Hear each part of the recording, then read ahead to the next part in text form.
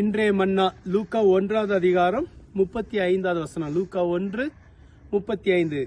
தேவதூதன் அவளுக்கு பிரதியுத்தரமாக, பரிசுத்தாவி உன்மேல் வரும், உன்னதமானவருடைய பலம் உன்மேல் நிழலிடும், ஆதலால் உன்னிடத்தில் பிறக்கும் பரிசுத்தம் உள்ளது தேவனுடைய குமாரன் எனப்படும். நேற்றைய தினத்துல பார்த்தோம், தேவதூதன் மரியாளிடத்துல ஒரு செய்தியை சொல்கிறார்கள். நீ கர்ப்பம் தரித்து ஒரு குமாரனை பெறுவாய். அந்த சமயத்துல மரியாள் திருமணமாகாமல் இருந்தபடினால் உடனடியாக அவர்களுடைய இருதயத்தில் ஒரு கேள்வி வந்தது, இது எப்படி ஆகும், நான் புருஷனை அறியேனே.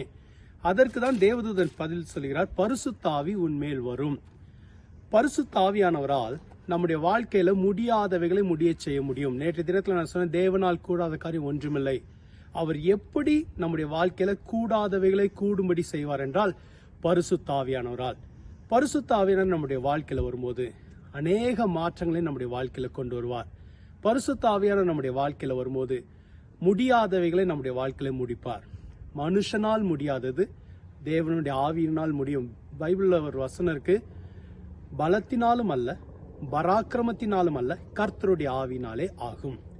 மரியாளுக்கு சொன்னபடியே கர்த்தருடைய ஆவியானவரால் மரியாள் கர்ப்பம் தரித்து இயேசுவை பெற்றெடுத்தார்கள். இன்னைக்கு உங்க வாழ்க்கையில கூட எதெல்லாம் நீங்க முடியாதுன்னு நினைக்கிறீங்களோ அதை பரிசுத்த ஆவியானவர் நடப்பிப்பார்.